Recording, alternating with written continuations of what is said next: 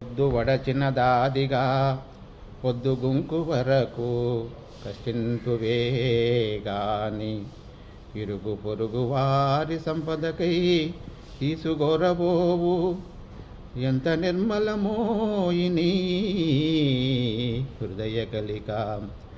పొద్దు వడచినదాదిగా పొద్దుగుంకు వరకు కష్టింతువే గాని ఇరుగు పొరుగు వారి సంపదకై తీసుగోరబోవు ఎంత నిర్మలమోయిని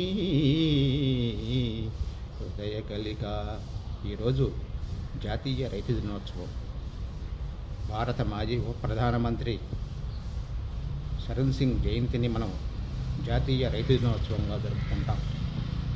రైతు యొక్క గుణగణాల గురించి, రైతు యొక్క ప్రాధాన్యత గురించి కవి కోకిల దూరు రామిరెడ్డి కృషీవలుడు ఖండకావ్యంలో చెప్పిన పద్యమిది.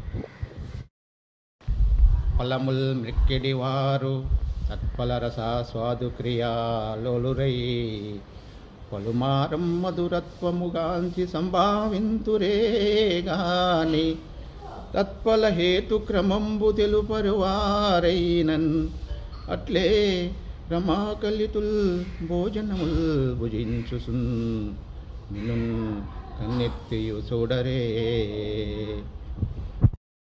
రైతు అసలు సిసలైన కథానాయకుడు.